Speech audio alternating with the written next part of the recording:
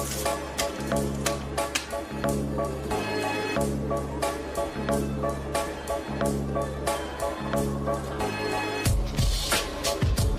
is the Parley, a place where guests are required to put their money where their mouth is, where we double down on the discourse and conversation. That's the only currency accepted. Proudly presented by the Nefarious Media Network.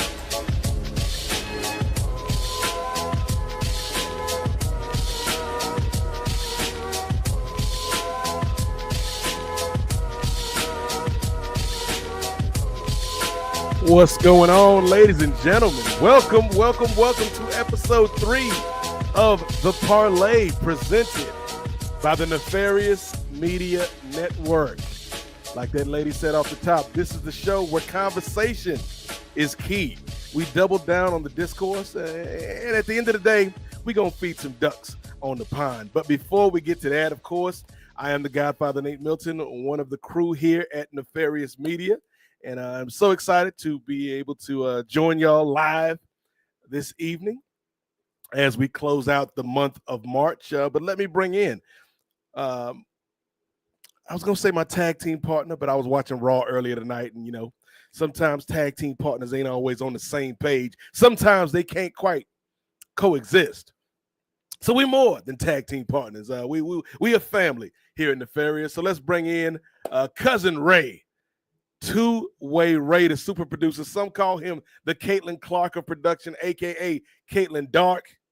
Ray Williams, come on out, brother. Hey, now. What's good, again, Ray Williams? Hey, man. Everything is everything, brother. I'm just... Now that's not saying. See, now I done stole it from that episode. Now I can't stop saying it. You can't stop saying it, brother. Yeah. That means it's something behind it. But, yeah, I've been all right, man. Just trying to just get off a weekend and just trying to enjoy myself and just stay stress-free. That's all. Okay. Saying your prayers, doing your training, eating your vitamins. Yep. Drinking your milk. Oh, there we go. Here we go. So we ain't even 5 minutes into the episode, and here we go. Yes, it's going to be that kind of episode, ladies and gentlemen. It's going to be me and Ray, and we may have some of the other Nefarious crew joining us here momentarily. But there's so much to talk about, Ray. And I figured, this isn't SPF. This isn't Kings of Sport. This isn't Ring Theory. This isn't even the Avengers initiative, but I feel like there's a lot of stuff that we can kind of pick from each of those categories to talk about on this episode of the Parley. We're in March Madness. The Final Four teams are ready to dance. Ray Williams. I'm not going to say we because I didn't partake in this, but a lot of people last week stared at chairs for 5.5 hours. Ray Williams. So we're going to get into that. Definitely would like to talk about some reality TV, Ray, because I am hooked. I was out of the game for a minute, but there's a new game show out here on these streets that has gotten me back into reality TV. And then, like I said, of course, we're gonna play a little game, feed some ducks on the pond. So out of all of those options, Ray, I think where I want to start is people watching chairs. I have never seen, Ray, people so invested in watching chairs as I did last week when Marvel Studios finally announced the cast for Avengers Doomsday. It was a 5.5-hour stream with just chairs and a camera panning through all these chairs, Ray. And even like the little pan motion I did, that is way too fast for the video. Because really it was like this. Like, came up, and you see Sebastian Stan, Anthony Mackie, our Captain America, Florence Pugh, whatever, all the crew. And the camera's just like, bam. And it moved like, again, I still may be moving a little too fast, Ray. It was like that for 5 hours. And it wasn't no talking, wasn't any special effects, wasn't any CGI. It was just soundtrack music the whole time, and chairs with the names of the people that have been announced for this cast. And then finally, Ray, after 5.5 hours, we get to the final chair, and there's a person sitting in this chair. And that person is Robert Downey Jr., RDJ, back in the building as Dr. Doom. He stands up, looks at the camera, doesn't say anything. He's just like, be quiet. He's like Pops from the Wayans brothers. Don't tell nobody.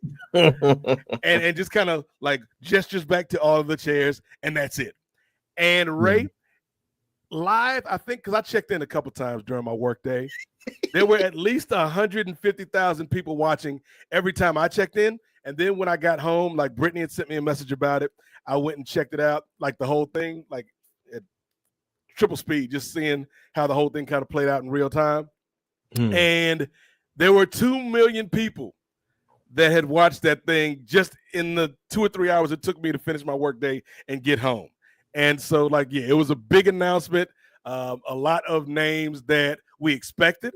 There are a few names that we didn't expect. And then there were some names that may have been conspicuous by their absence, Ray Williams. So what did you think of the big cast reveal for Avengers Doomsday, brother? Well, I didn't get a chance to see it live. I was just scrolling through Instagram, and then one of the accounts that I follow is Black Nerd Comedy. Andrew Meadows does great work. But he has like shorts just of different nerdy things and stuff like that. And so he had like a little short. It had like the video playing, and then like him kind of like putting on different shades, and then the caption was like me waiting for 5.5 hours to see if my name is on one of the chairs. And so that's how I kind of found out. But I think anything to draw some excitement, and I think that's how you know that a lot of people, especially with the kind of like the last few Avengers films or MCU films, people have kind of been like looking for that one big thing. And I think you may have talked about this before, but ever since Endgame, there hasn't been that one big thing to pull people in. Right. And then there's been like some decent movies here and there, some hits and quite a few misses. And so I think people are like clamoring, especially with there hasn't been like a formal Avengers movie since Endgame. So I think people have just been clamoring for just any little bit and pieces, especially like they're doing this and they still have, like you mentioned, the Thunderbolts to come out. Yep. And Fantastic Four. Yep. The first steps to come out. So, but I think this is a good way to draw attention. Whoever the brave souls who don't have jobs who was watching this for the whole 5 hours, I salute you, I guess. That's what makes it so bad, Ray. I think people were watching this at their jobs. Yeah. And it's like, come on, man. Here's the thing. I'm always pro worker, Ray. I'm never pro management. But in this case, if I'm the boss, I'm like, man, if you don't get off that damn phone and do your job, man, like just checking for names. And again, it wasn't like it was like that. It was probably like for each section of names, like they had about 3 or 4 names on the screen at one time. It was about 30, 40 minutes per section. Like, and I'm not exaggerating. That's how long they would stay on the shot, play the damn music, and then 30 minutes later, they move on to the next grouping. And so, yeah, like I think, Ray, you bring up kind of the track record of Marvel lately, and I would say, yeah, Marvel's been uneven. I think they've had a couple hits, a couple misses, but then everything else just kind of been in the middle. Like I think on the high end, we had Deadpool and Wolverine. We had No Way Home. I'd count Wakanda Forever, even though I know that's kind of a love it or hate it movie for a lot of people. And then on the bottom end, we had Ant-Man Quantumania. We had Thor Love and Thunder on these streets. And then from a financial aspect, I don't think it was a bad movie, but financially, like the Marvels didn't do well. So like you've got this weird dichotomy with Marvel right now. But I do think we're on the track back. Like, we were talking on the Avengers initiative the other day, right? Like not only did Agatha hit, not only did Deadpool and Wolverine hit, Like Brave New World was solid. Like, regardless of what these people are trying to say about this man Sam Wilson out here, Brave New World was solid. Daredevil's out here killing it, Ray. I don't know if you've seen this man Daredevil, this man Matt Murdock. We hadn't seen you. Salute to him. That was a cheap joke, but salute to my brother Matt Murdock on these streets. But like Daredevil is killing it right now. I think there is a bit of positive momentum for Marvel now that we haven't seen in a while, and the fact that now there is something concrete. Even though we knew Doomsday and Secret Wars were coming, now that we've got a cast announcement, it's like, okay, we've got the road ahead of us now. Yeah, and like I think like a few of those names like took me way off guard, and it's just like it'll be interesting to see where they go with that, and I'm sure you can guess which names kind of stood out. Come on, Ray. She fine in a mug. Halle Berry getting an MCU check in 2025. God is good all the time, Ray. All the time, God is good. Amen. They bringing Patrick Stewart back out on these streets. Yeah, indeed. X. Ian McKellen is coming back as Magneto. But then the one I didn't think, I knew Kelsey Grammer was going to be up in here probably because we saw him at the end of the Marvel, spoiler alert, as Beast. But they bringing back Nightcrawler on these streets, Ray. Oh, yeah. They bringing back Nightcrawler, and they bringing back Channing Tatum's Gambit. Yes. It's like they've gone, at least with the names that they announced, they're going really X-Men heavy.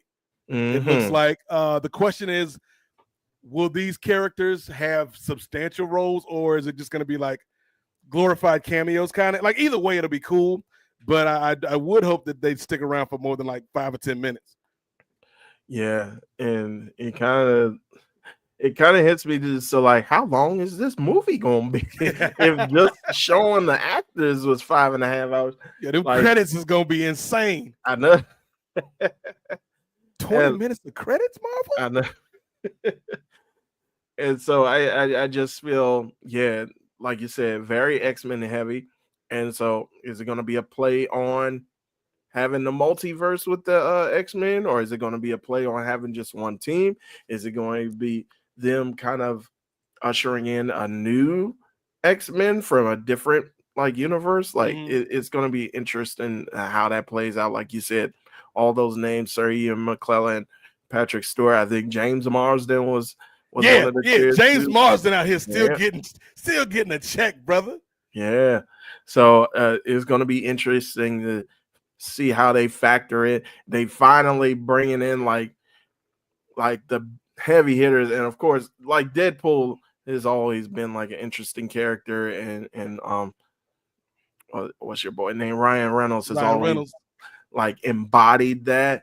But it'll be good to finally see like some of the bigger properties from the Fox Marvel universe, particularly the X-Men, finally get a big role that they can thrive in. So it'll be interesting to see. You say finally get a big role that they can thrive in, Ray. Most of these cats ain't making it out this movie. That's all. I'm just gonna say it right now, Ray. This gonna be grand opening, grand closing for a lot of these X-Men. You think they're gonna get snapped away or something? They coming back. This is like essentially them getting their gold watch. Like, thank you for your service, Halle, James Marsden, Alan Cummings, Ian McKellen. Like, Patrick Stewart might make it out of this one alive. But yeah, I think a lot of these. I think Channing Tatum actually might make it out of here alive because people rock with him so much from the Deadpool Wolverine movie. But I think a lot of those classic X-Men, it's a wrap for him. Yeah, and plus, as many people has been clamoring for him to have like his own standalone movie too. It'll be crazy. They just it like Dr. Doom just come and snap his neck. I'm imagining again. I have no idea what this script is going to be, but I'm imagining we're dealing with X-Men from possibly the world where Monica Rambeau ended up in. At the end of the Marvels, and so we got these incursions or whatever they want to call them, and so like the final scene of them is just going to be like, oh, X-Men, your planet's dying, what is we gonna do? Don't worry about that Sam Wilson, Bucky Barnes, and Yelena. Y'all go save y'all world. We got this. and then they just do their little classic run out, Ray, and then it's a blinding white light. The X-Men will not return. It's a wrap for them, Ray. One last heroic sacrifice. Yeah, I can see that happening. But yeah, it'll be interesting to see how that plays out. And again, just with our DJ, like how is that? Because it's supposed to be like what, the Secret Wars and the Doomsday? So Doomsday is the first half, and then Secret Wars is the second half.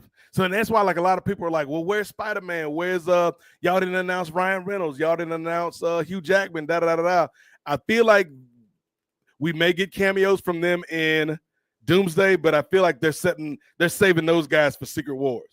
And that makes sense too. Again, how long is this movie gonna be if they had it into?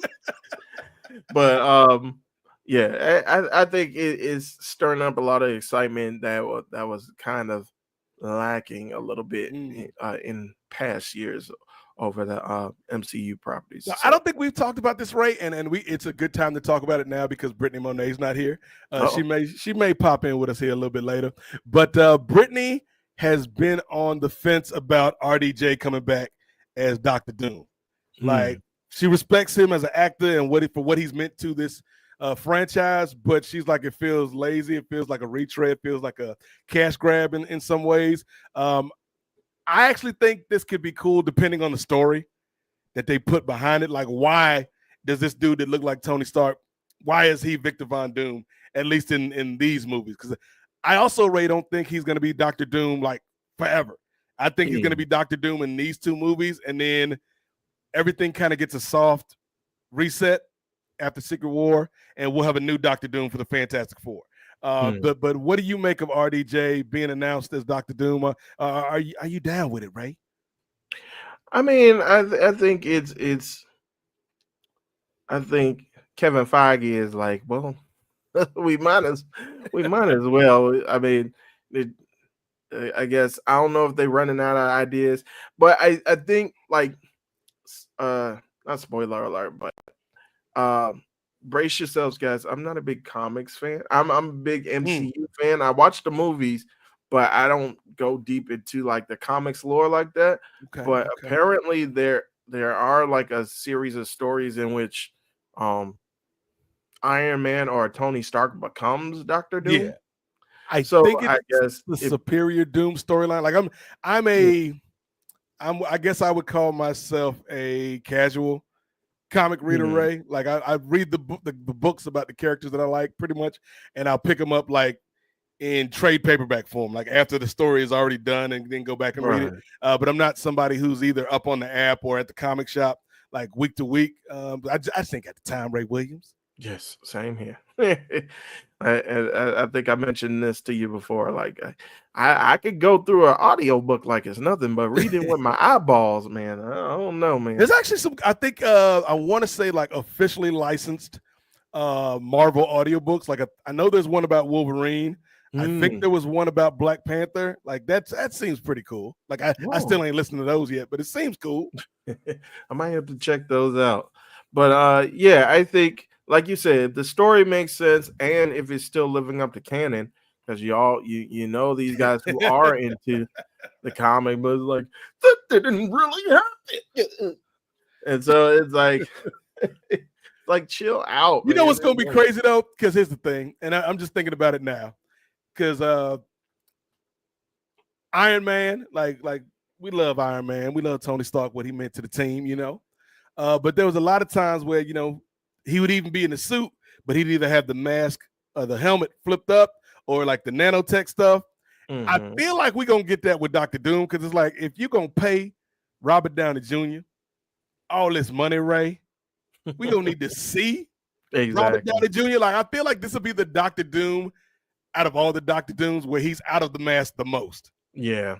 Or he's got like a nanotech mask that pops up when they need to fight. But other than that, he's just going to be Tony Stark, Robert Downey Jr. in a Dr. Doom costume, but we can see his whole face. It's like, brother, we ain't paying you all this money to come back just to be behind the mask the whole time.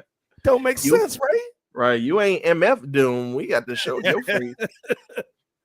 Yeah, I think I'm with you there. I think they gotta milk it for all it's worth. And again, if the storyline makes sense, then I think. But people are always gonna find something to kind of complain about. They will. Definitely. So, but I think it's for the most part it's really exciting. And we'll see. Like what year is are they aiming for Doomsday? So they've already started filming. I believe Doomsday. I believe it's 2026, into 2026. Okay. You can double check me on that. And if anybody watching knows the correct answer to that, drop it in the comments. But I want to say it's like fall 2026. Okay. That sounds right. Okay. Might be early, might be first quarter 2027, but I want to say it's like fourth quarter 2026. Because especially with Marvel, they love putting like their bangers out in like Memorial Day weekend, beginning of summer. So that'll be interesting if they're thinking about putting it out like either late in the year or early in the year. Let's see, do we have a release date yet? But I just think okay, so it says 2026. Oh, you looked it up. Yeah. 2026. Oh shit, May 1st, 2026. Yep. That makes sense. Okay, Ray. So just over a year. Just over a year. So everybody, I know the world is a little rough right now for a lot of people. All you got to do is make it through like 390 more days. The world's still gonna be terrible, but you get to see Tony Stark, Robert Downey Jr. back on these streets. Just live for 390 something more days, and you will be all right. I mean, you ain't gonna be all right because the world is still going to hell in the handbasket, but at least you'll be able to enjoy an Avengers movie on the way out.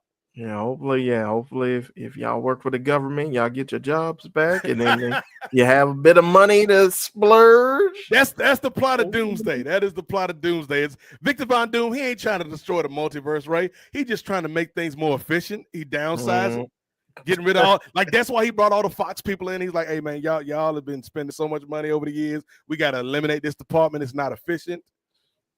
See, that's why people they call Elon a Temu version of Tony Stark. So, I don't know, man. Yo, don't get Chris. I don't know if you've been peeping what Professor's been doing lately, but he has been on a tear writing editorials and op-eds and things like that about this man Elon Musk on these streets. Like Chris is fired up and ready to go. Well, whatever creates content, at least like I think he was mentioning before. Hey, they keep me employed. As far as like the other side acting up is like, there's always going to be a use for me to have a job. So at least I'm glad. I'm happy for you, Professor. I'm happy for you. Yeah, see, make lemons out of this lemonade, Chris. I'll make lemonades out of these lemons. Either way. But I think my last thing on Doomsday, Ray, like I feel like people, and again, there's a lot of factors into why these movies may not be hitting the way they used to. I think part of it is we just live in a divisive time where everything is an argument. Everything is a referendum on the state of cinema, and like the box office is in the tank, right? Like the box office is. Snow White came out last week, Ray. Yeah, Snow White and the Seven Dwarfs, man. A beloved children's classic. This movie, like, it opened number 1 and it dropped to number 2 this week, losing 66% of his audience, and it lost to that damn Jason Statham movie. I don't know which one it is, but it's the same that he always do. It's like the beekeeper, the janitor, some menial job he doing, but at the same time on the side, he beating somebody up. Like, and then like he got a comeback that relates to his job. Like, and the beekeeper, like the dude is like, oh, what you gonna do, beekeeper? It's not the sting that gets you, mate. It's the bite. And like, bees don't bite, but I do. And then that's Jason Statham. And then I think the one he's in now is like he works for, I think it might be the janitor. Like he may be a janitor. I think I saw. I think I saw a review on it. I think he actually he calls himself I think the name of the movie is a working man. I'm a working man. Yeah, working man. And I think he's like a construction foreman. But before why Jason Statham do you have all these everyday regular ass jobs but still be beating people up on the side? But I think before that they said something about he worked 15, 20 years in special ops for the Royal Service or something like that. But then he just tries to get out and become a working man. Why? Didn't you get a pension from the Secret Service? I know, right? It's like Ben Affleck got The Accountant Part 2 coming out, man. Ain't nobody asked for that. Nobody asked for that, Ben Affleck. Liam Neeson been getting the bag for 10 years just playing the same dude. Who got taken now? Who got kidnapped now that you got to save, Liam Neeson? I did like the Taken with Forrest Whitaker in it. That was just a random Taken. I think it was Taken 3. Oh, really? Forrest Whitaker's playing the cop trying to catch Liam Neeson, but he's on Liam Neeson's side kind of at the same time. It's I think there's actually a scene where they break into Liam Neeson's apartment. Liam Neeson ain't there, and everybody's like, "Oh man, he got away. He must be halfway across the country by now." And Forrest Whitaker's like, "No, he's not. He's still here." And he's like, "How do you know?" And he picks up his I guess he had a honey bun or a cinnamon roll on his plate. Cinnamon roll still warm. Nobody would leave a warm cinnamon roll unless they had to get somewhere real fast. And then 5 minutes later, they find him down the street somewhere. It's come on, man. This movies is crazy. Y'all doing your boy Forrest Whitaker like that? Using the detective skills over a cinnamon. But I was gonna say with Marvel, that's where I was before we went down the Jason Statham working man rabbit hole. This job fair ass superhero. I think when you look at just box office in general is down. I think part of that, Ray, is Hollywood is still recovering from not only 2 strikes, but the pandemic. People know if a movie is not hot 2-3 weeks out the gate, it's going to be on digital within a month. So why pay $20, $30, maybe $100 if I got a whole family to go to the movie theaters when I can just use this streaming site I already got and watch it in a month? And then I think the last thing when it pertains particularly to Marvel, Ray, is the audience that grew up with Marvel for that first decade, the whole Infinity Saga, they're now 10 years older. Yeah. And so you're never going to get that feeling. You're going to have great feelings when you watch like a Deadpool and Wolverine. That was a great movie, right? But it's still even as much as I like that movie, it ain't the same as when I saw Infinity War for the first time or Endgame for the first time or when I saw Black Panther for the first time. And so it's yes, you'll have cool moments, but I would say the 35 to 45 audience, that was kind of that core makeup of the original Infinity Saga. You changed. You may be married. You may have kids. You may be a working man or a working woman, and so the way you consume your entertainment is different. So I think, yes, there is stuff Marvel and Disney could have done better, Ray, but I also feel the entertainment industry is always cyclical. And the fact that Marvel, even in a diminished state, if you want to say Marvel is diminished, the fact that they still everybody else is doing just as bad, if not worse. Yeah. You know what I mean? I love DC. I know Jermaine probably watching somewhere. DC ain't had no hits, dog. Nah. Where your hits at, DC? The Batman, that's about one. That's about one. Don't talk to me about the Flash. Don't talk to me about the Flash. Y'all know I love Dwayne The Rock Johnson, man. Don't talk to me about no Black Adam. Don't talk to me about no Shazam 2, Fury of the Gods. Yeah. Where your hits at, DC? Yep. Where your hits at, Universal, outside of Fast and the Furious? Where your hits at? That's why your boy James Gunn had to go over. He had to put the finishing touches on the Guardians of the Galaxy to go over and try to save DC. That's how bad it's going. So, and I like I said, I hope he does good. Like I hope this Superman movie is good, Ray. But it's like I feel like Marvel. That's the other thing with Marvel. Marvel's competing against themselves. Yeah, like nobody else in the genre space, like other than like horror movies. But that's a different story because you can make a lot of money on a low budget horror movie. That's true. But like sci-fi superhero type stuff, ain't nobody rocking it like Marvel has for the past 10, 11, 12 years. And so it's like their only competition is themselves. It's like that Matthew McConaughey line from the Oscars or whatever. Like they asked me who I was competing against, who my hero was when I was growing up. And I looked in the mirror and I said, me in 15 years. All right. It's like that's Marvel is, finishing second place to Marvel, to what Marvel was. Like that's it. Yeah. And wait, well, let me say the MCU because all of Marvel, Sony. Oh yeah. Oof. Craven. Oof. Madam Web.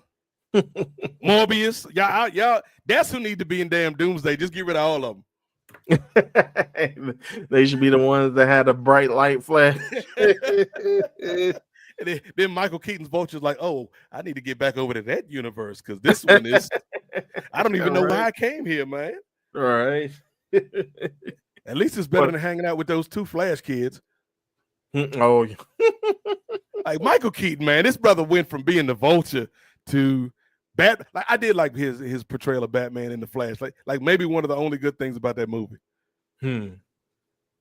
Yeah, I just think it's a lot. Is again, and I do see what you're saying about with the box office, and a lot of people. I think there was a poll. I think I mentioned on one of the podcasts before on this great new network that we have. There's this guy that I follow, Dan Merle, who's a film critic, and he also goes into box office numbers and he does like deep dives on different things. And he had a poll question for like his YouTube members, and he specifically asked them, what's one main reason why you aren't really returning to the movie theaters like that? And the ones that we think might be like the biggest ones, like you mentioned, getting to see stuff at home, either day and day release or like a few weeks after, or prices of the movie tickets and concessions and stuff. Those were like, because he had a choice of 4, those were like the bottom 2. And I think one of the top 2, I think he mentioned were audience behaviors. And I think he mentioned another one that was up there as well that was kind of unexpected, but it's kind of like people they don't want to go through, like, especially like you said, with the options that we have now. Like I don't need people talking through a movie if I can watch it at home. And I think if you listen to the last episode of Avengers Initiative, right, or the second to last, when we talked about Brave New World, Jenny did not have a good movie going experience. Like there was some really ill-behaved kids behind her. So I think that may have even colored some of her opinions on the film because she did not have a very positive outlook on the film outside of Sam Wilson and Thunderbolt Ross. But I think it was because of those kids behind her acting a fool. But yeah, like that's something I wouldn't have thought of, Ray. Just like the actual movie going experience. But yeah, that's a reason. I take this lady with a grain of salt because I think. And I don't want to speak ill of the lady. I don't know this lady like that, Ray. But Grace Randolph on Beyond the Trailer. Like sometimes I think she has good reporting. Other times I think she's a little out there. But she's been talking a lot lately about how the culture wars may be affecting box office. And I do think there is at least a little bit of something to that, particularly when you have a company like Marvel who is trying to course correct because, we all love the first few phases of Marvel, right? But they were very monochromatic and they were very masculine. You know what I mean? And so like having more heroes of color, having more female-led projects, like there's a bit of a backlash from that. And not for the reasons the movie's not good or the story's not good, but it's just, oh, wait a minute, who's putting all these women and colored folks in my motion picture. And you mentioned it earlier when you talked about Snow White. There were people who were kind of thinking like Snow White kind of not tanked, but didn't perform as well due to some social issues. I think there was something involving the lead actress, Rachel Ziegler, along those lines of like the culture wars. And so a lot of people were kind of thinking, I think you had like with that, you had that with Rachel, but then you also had Gal Gadot in that film, and she still got all that like the IDF stuff still kind of lingering around her with, in the Palestinian conflict. Plus, and I don't again, I'm not trying to be on these streets to be mean to people, right? But she's not a great actress. Who, Gal Gadot? Yeah. I mean, I ain't saying she's terrible, but she's not great, Ray. I mean, she's no Halle Berry. Kal-El, no. And I think in that, like, I had more inflection on that Kal-El no than she did in the damn movie she got paid millions of dollars for. Talking about some Kal-El no. Like, no. Yeah. I mean, poor Gal Gadot. I mean, not poor Gal Gadot. Ain't no poor Gal. She getting money. Don't she worry getting about all her. this money, man. Yeah, she'll be all right. They'll get it on the back end with all these toys and all the other stuff, like all the licensing agreements. Yes. Yeah. Well, that's the thing too. Like when people were saying, because Brave New World officially crossed $400 million, so it looks like it's going to make its budget back, which is good. And again, like I don't care if these studios make money or lose money. Like these are multi-billion-dollar corporations, Ray Williams. They ain't got nothing to do with us, right? But just for the narrative of Anthony Mackie leading that movie, I'm glad it wasn't a box office failure. But even like with it just kind of barely making back its budget, it's gonna make money in apparel, in toys, in video game stuff. They're gonna have a Sam Wilson skin in Marvel Rivals coming through here pretty soon, right? So they gonna theme park stuff. Like they're gonna make their money back in various ways. And that's the other thing with these Marvel movies too. They are commercials. So just taking Brave New World, for instance. Brave New World, yes, it's a movie about Sam Wilson becoming Captain America, Ray. But it's also a commercial to let you know, like, hey, if you like this dude playing Captain America, he finna be in Avengers Doomsday with all these other people, including Halle Berry. So you might want to watch it. Indeed. And I think that's going to be a key strategy for like the other movies that are kind of coming out prior to that as well, with the Thunderbolts. I'm excited for Thunderbolts, Ray. And that's coming what like summer? This summer? No, Thunderbolts is next month. Not next month. Thunderbolts is in May. Well, technically, I guess it is next month because we're on the eve of April. So yeah, Thunderbolts is in May, which I actually think it's a good idea because you gave Captain America like its runway, like it's made whatever it's gonna make. Like it may make a couple million here or there, but it's pretty much on its way out. And then you kind of get everybody geared up for Thunderbolts. And I think, again, man, I feel like Thunderbolts is going to be a good film. I don't know how the audience is going to receive it, but I'm here for Bucky and Yelena, man. Yeah. And it'll be interesting, like with the newer characters that they're trying to present. Like, I think what's his name, Centurion, a Sentry. Bob the Sentry. So it'll be interesting to just see him as a new character being introduced, as well as like you said with the follow-ups for Elena and with Red Guardian, and pretty much all of those Thunderbolts people except for old girl that played Taskmaster was announced for Avengers Doomsday. So again, I don't think Taskmaster making it out of this movie, dog. She ain't making it out of Thunderbolts. Oh man, we gonna have that scene like in Rush Hour at the end of Rush Hour 2 where like Sebastian Stan just looks at her. Oh yeah, she ain't gonna be in Thunderbolts 2. And that's the thing too. Like not everybody, like I think even like Avengers Age of Ultron, like we didn't think I didn't think they were gonna take out Quicksilver like that. She might end up like Quicksilver. Yep. At least she got 2 movies out of it. Quicksilver had 1 movie, and no, that's it. Because I was gonna say, didn't he show up in WandaVision? But that was the other Quicksilver from the Fox universe. Yeah, my boy had one and done. And then, like you see, they tried to bring him like with Craven, but that didn't work out. Yeah. I thought Craven, with it being a rated R, like I thought that was gonna be like it, but I guess not. No. Did you see the last Venom movie? Hmm? Did you see the last Venom? Nah. I didn't either. I was just Venom: The Last Dance. Like, yeah, okay. Well, you ain't Jordan in '98, brother. No. Last Dance. What kind of background do you have up, Ray? Oh, this is just no, not in your house, Ray. I'm talking about like on the screen. What background? Like it looks like it's not. Is that the parlay background? Yeah, this is the parlay. Okay, just the way because usually it's 3 of us or 4 of us, so like we're smaller. But it looks like if you're looking at it now, it almost looks like you put up some Avengers type stuff because the lights look like stars, and then the bottom part looks like Dr. Doom's throne or something. Like, is Ray back here producing on the fly? Oh, yeah, I appreciate you giving me the credit. No, I'm taking that credit back, Ray. No.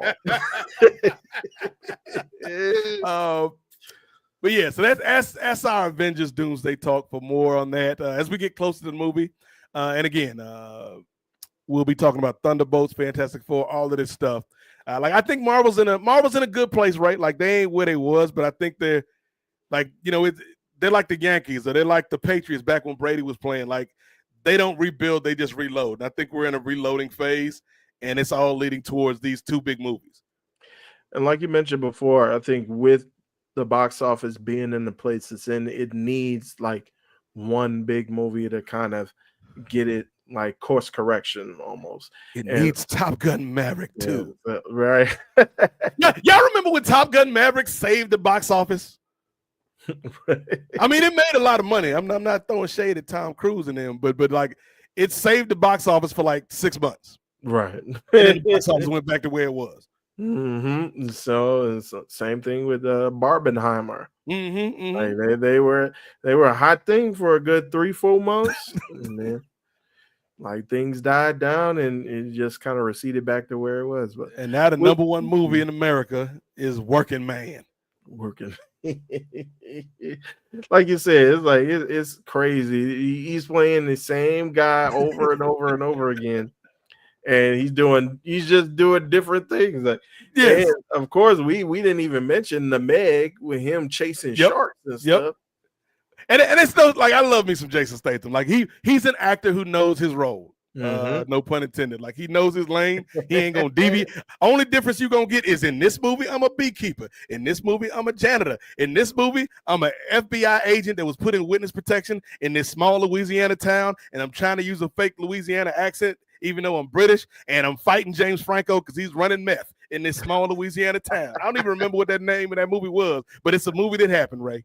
Yeah, I think it was called like Homefront or something like that. Homefront, yes, yeah. So yeah, because it was Jason Statham was an undercover MI6 agent that was put in backwater Louisiana, and he had a daughter, and the daughter was fighting people at school because he trained her how to be a fighter. Like, you shouldn't be teaching little kids that type of, like, I understand you got to teach your kids to defend themselves, but he teaching her like MI6 type moves, and it feels like that's a little too advanced for this girl. And she beating up the kids at school and stuff. And then you got Winona Ryder, who was in this movie for some reason playing like a druggie, and then James Franco, before James Franco got canceled, is out here playing like Gator. That was his name, Gator, the meth king of Slidell, Louisiana. I'm just throwing out names of Louisiana towns I ain't never been to.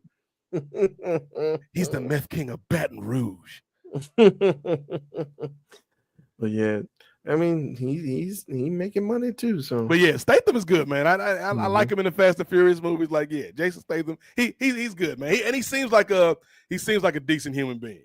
Yeah. Like you said, I think like in some movies he's like more surly, and in other movies he'll turn up the charm a little bit, but not too much. But yeah, he's essentially the same guy. But hey, that's what they pay him for. That is what they pay him for. And speaking of payment, Ray, I teased it earlier, man. Let's talk a little reality TV, Ray. All right, no. So, are you a fan of reality television? Not anymore. Like, Okay. and I think it kind of it kind of goes into just me not even watching television, like actual, like on air or like actual terrestrial television like that. I'm more like on Netflix or streaming services on YouTube a lot. But Okay. yeah, I kind of used to dabble in like reality shows here and there, but yeah, it's been a while. So Ray, I used to be deep. I used to be deep in these reality TV streets, Ray. I'm talking about season 1 of The Real World on MTV, Ray. I was there. Mm-hmm. Going way back. Going way back. I'm talking about season 2 of The Real World on MTV when they was in California, I believe. And Tammy was on that show, who later went on to a stellar career in the reality game on Basketball Wives. Tammy Roman, who at the time, no, I think this is before. Yeah, this is before Kenny Anderson. So she was just Tammy Roman at the time, and they kicked David Edwards out the house. Dirty Dave Edwards, a comedian, most famously for his portrayal in Half Baked as the Buddhist man guy. Boo this man. That's David Edwards. Real World season 2. And they kicked him out the house. They kicked him out the house because like they was playing, everybody was playing, and like they had done something today, like the girls were playing pranks on the boys and vice versa. And Tammy had done something with Dave, and then Dave went and like I guess she had just got out the shower and like was in like not lingerie, but like like maybe a sports bra and some shorts, something like that. And she had like a blanket around her, and Dave went up and snatched the blanket and was like dragging Tammy down the hall, and they was all laughing, like she was laughing, he was laughing, and then Beth Stalarchuk, who still be out here on these reality TV show streets to this day, Beth Stalarchuk, was like, "That's wrong, you're assaulting her." And then like I think somebody hit their head. Tammy might have hit her head on the door when she was being dragged, and so then it just like Dave was in the wrong because he took the joke too far, Ray. Right. But the way that Beth kind of spun it on him was like, this was assault.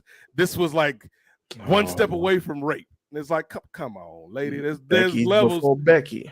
Yeah, there's levels to this. And so then Karen. It was a Karen before Karen.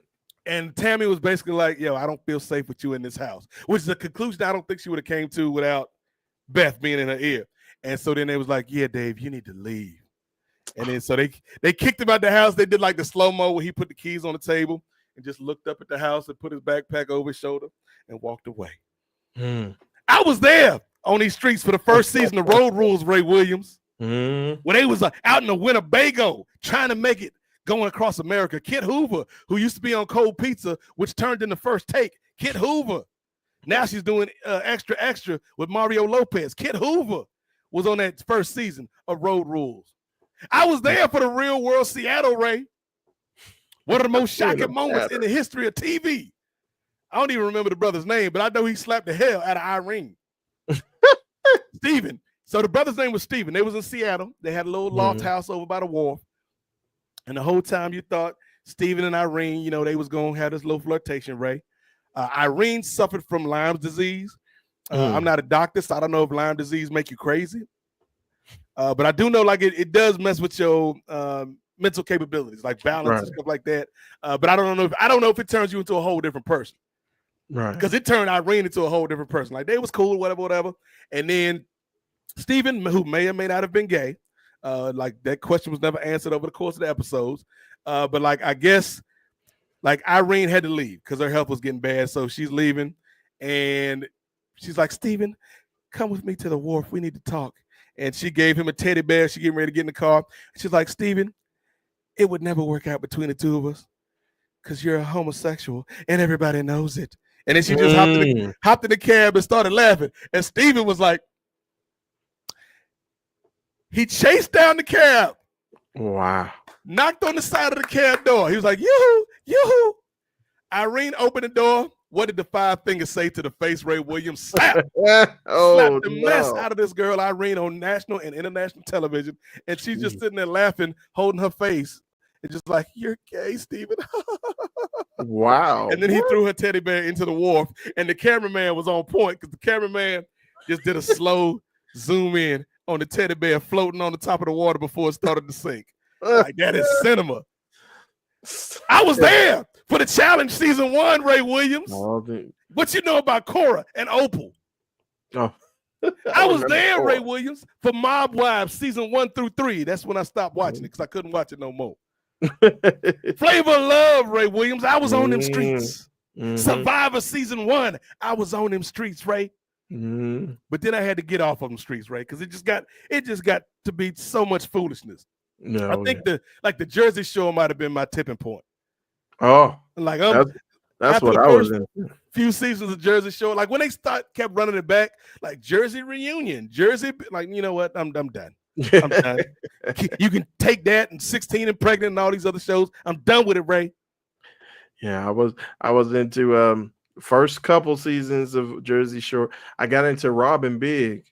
That was good. R.I.P. to Big. Yeah, R.I.P. But yeah, you mentioned a pattern, MTV/VH1. Yes, Viacom. You know what you're doing, Viacom. They had that genre on lock for a hot minute. But this is all to say, Ray, I ain't watched reality TV in a long time. At least 5, 6, 7 years. But there was a show that was introduced to me at work, and I'm stuck on it now, Ray Williams. I'm back. Uh-oh. So we got the TV set up at work. They're supposed to be, showing advertisements and discounts and sales and all this other stuff. But the new manager, I don't know if I guess he's the new assistant manager, technically. He put his Fire Stick in the TV so we could just watch regular TV and games and stuff, even though we're not supposed to be. But he's the manager, so if any blowback comes, it's on you, player. Exactly. And so last Wednesday, he put in the Fire Stick, and he's like, I'm tired of watching sports. I don't want to watch a movie. He's like, oh, what is this? And Ray Williams, when I tell you, the spark that lit up in my brain after just the episode and a half. Because at first, when he put this on, I wasn't checking for it. But by the time that first episode ended, going into the second episode, I was like, oh, this is interesting. Let me tell you what this show is called, Ray Williams. Deal or No Deal. Wait for it. Island, Ray. I heard of Deal or No Deal Island. They took Deal or No Deal. They took Survivor. And they mashed them up, Ray. And it's the greatest thing ever. Yeah. I think I saw. I only know of it because I think I saw like a trailer. And it was like, oh, it's Joe Manganiello in it. Yes, Joe, fresh off of splitting up with Sofia Vergara. Oof, right. Ooh, that's a tough loss, player. But he bounced back. He bounced back with a W show, Ray. Oh. Well, I'm glad to see. I'm glad to hear that he's doing well. Well, at least in that aspect, he's got a hit show on his hands. No, so they took. I guess your boy Howie Mandel. He in the germs like that. He's like, I'm not going to be on an island with these people. So, but that's the crazy thing about it, though, Ray, because Howie then got the upgrade. Howie Mandel went from the host to the final boss, Ray. Because Howie is now the banker. On Deal or No Deal Island. So he ain't even got to be there. Like, he only got to show up for like 1 or 2 shows because they just be on the phone the whole time talking to the banker, even though he really ain't on the other line. And then at the very end, Howie show up. He show up. They got like a boat. I don't know if this is a real boat or just like stock footage of a boat, but he hop off the boat and it's like, all right, let's make some deals. I'm telling you, Ray, it's like I said, but we started watching this on Wednesday. I worked yesterday. We finished the whole second season. Like, I think the second season just ended, but it's you get all the best stuff from Survivor, Ray. You get the challenges, you get the alliances, you get little romantic hookups every now and then, and then you get all the best stuff from Deal or No Deal, the strategy, the money, Ray. Am I gonna take the banker's offer? And I think my favorite thing so far. So, like, we got one group called The Family, and it's kind of weird because there's this dude named David who, like, won Australian Survivor. It's this lady named Pavardi. Yes, Pavardi, because I remember, like, her name sounded like a cheese. Pavardi, I think was on Survivor, Big Brother or something. And then they got this little Asian dude named Steven. And it's like, David is the mother, David is the father, Parvati is the mother, and Steven, they refer to this grown-ass man. Like I think he like 25, 26, and they like 35 maybe at the most. And they refer to this grown-ass little Asian man as their son. And he's like, I don't want to eliminate mom or dad because, the family's got to stay strong. I'm like, I don't care what type of alliance you got. I'm not calling no other grown Australian man my daddy. Right. Like, he got eliminated, and he walks up to David. He's like, I hope you win this because you're the closest thing I've ever had to a dad. I'm like, sir, you'd have been on this island for just 2 weeks, and you calling this man a father figure? That's all it took. That's all it took, right? 2 weeks. And this random Australian dude might as well have been Dickie Bird with a tan. Is out here being a surrogate father for this young little Asian boy. Well, the young little Asian man. Because he's like 25, 26 years old. He ain't no kid. Right. That's crazy. Then, my other favorite thing. So we got a lady on the show named CK. I don't know where CK came from. I don't know where CK going.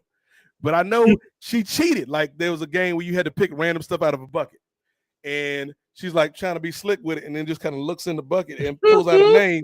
And then everybody's like, hey, CK, you cheating. We saw you. She was like, I didn't do it on purpose. And so then at the end, like when she's the one that gets set up for elimination and she starts like trying to flip the script on everybody, like, well, it wasn't just me. Philip did this and Lisa did that and Mary did this. And Philip, again, I don't know Philip's backstory, but Philip, like, whatever she said hit a nerve with Philip. Because Philip is kind of like, he's been the black dude, like the only black dude on the show. It's like one black dude and one black lady. Everybody else is like various shades of white, except for my man Steven, the Asian boy, the Asian man. He's a man, ladies and gentlemen. You don't need a surrogate daddy that's only 10 years older than him. But like, she must have struck a nerve with Steven because Steven is like, a lot of times people think because I don't speak a lot, and I'm nice that they can just walk all over me. But they say when people go low, you should go higher. But CK, if you want to go low, we're gonna go to the underground. We're gonna go so low that when I start running after you, Harriet Tubman won't be able to save you. And just the look, everybody's like, I don't know. Even Joe Manganiello was like, all right, Philip. Like, Joe didn't know how to respond to that because it's like, how do you respond to that, Harriet? Like the like, how they do like the cut-ins where like people actually talk like the confessionals. They cut to the sister. I can't remember her name, but she was like, he brought up Harriet Tubman. Ooh, the tea is fire tonight, everybody. But yeah, Deal or No Deal, Island Ray. It's good, man. It's good. Oh my goodness. Well, I'll take your word for it, man. We were just talking about not having time for comics. It was like, I don't know if I got enough time. How many full seasons is it? So there's 2 seasons right now, and I think each season is like probably 14 episodes long. Oh Lord. But like they're not long episodes though. Like it's like 30, 45 minutes. But the crazy part was, again, like if he hadn't put this on at work, I would have never known about this show, Ray. Mm-hmm. and the crazy part, like customers are coming in and we sitting there like I got my back literally to customers, Ray, watching this episode. And like one of the customers, like most of the customers were cool. Like I acknowledged them when they came up. But there was one customer on Sunday, it was like an older gentleman. He was like, oh, you're gonna ignore your customers and just watch TV all day?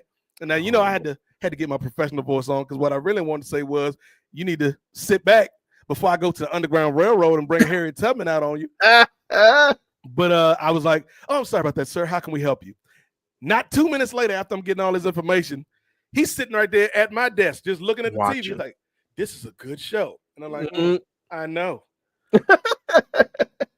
Deal or No Deal Island. Available on Peacock right now, ladies and gentlemen.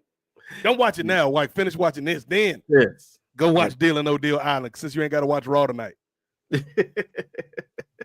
See, they need to hire you. They need to find these clips and put them on. It's just promoting. Not sponsored, guys. Not sponsored yet. But Deal or No Deal Island. We'll go ahead and I got the promotee right here. He'll go ahead and promote your show for you. Oh, yes, but this dude, like again, his name may not be Steven. I just may be throwing that name on him. I'm using his name to protect his reputation from the world, but just sitting there like, I don't know what I'll do if I have to eliminate Mom in tonight's ceremony. Not. I'll be without. This will be the second time in my life I've been without my mother. Like, oh no, sir, you just met this white lady. It's been 2 weeks, Steven. 2 weeks. Did he forget what the purpose of the game was? Money, man. If we talking about playing the game, there's this man on here named Dr. Will, who I think was on Big Brother. I don't know. But Dr. Will, like they brought him in like as the big bad, right? Like they're like, we got one more. Joe's like, we got one more contestant, and a helicopter comes in with a tracking shot. It's like, who's in this damn helicopter? And then he gets out, and everybody's like, whoa! And I'm like, who? And it's like, Dr. Will is here. And I'm like, I don't know this man, Dr. Will. Dr. Who? Dr. Will is the best because Dr. Will, everybody like there's people on the show that try to be villains, Ray, but they ain't got the juice to be the villains. Dr. Will, he lied to everybody, but he honest about lying to everybody.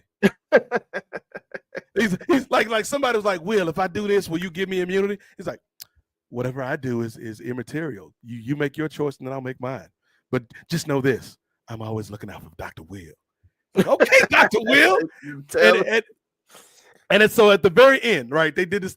I'm spoiling Deal or No Deal Island season 2, ladies and gentlemen. Exclusive. But at the end, we're down to 2 people. So the Australian dude, CK, and then the lady Letty, who like her whole thing is like, I'm the island warrior woman. Woo, woo, woo. And I'm like, that feels like appropriation, Letty. And so like the thing is, all the previously eliminated contestants, like there's a course that they got to run. And so it's like 3 or 4 stops, right? And each stop has 2 previously eliminated contestants. And so it's not only about how fast you get through the course, it's about the relationship you had with those contestants, whether they want to help you or not, because they can refuse. And so like they go through and like, you know, nobody helps CK. It take her 20 minutes to finish the damn obstacle course because everybody hate her. Letty finish in like 14 minutes, and then David finishes in like 15, 16 minutes, something like that. But it's crazy because he goes up to Dr. Will. He's like, Will, I know you and I have had our problems, mate, but I hope you respected the game I played. And Dr. Will's like, yes, I do. But that's the other thing. Like, so the dude, David, was on Australian Survivor, but don't nobody know it, right? He been keeping that secret. And Dr. Will is like, I'll grant you my help, David, but first you must grant me something. Where do I know you from? He been like, you look familiar. And so then David's like, well, Will, I was on Survivor Australia. And he's like, thank you for telling me that secret. I will help you. So he helps him, like they're building this bridge, and he gets to the last part of the bridge over this river. And he's like, I got this one, David. And he brings over the last plank. Then he looks at him, does the heel hip turn, and throws the plank into the river. And he's like, Big Brother's better than Survivor. Good luck swimming, pal. Dr. Will out. And then he just walks back down the bridge, and then the dude, David, is like, I should have expected that. Yes, you should have. Like, oh, shit, Dr. Will.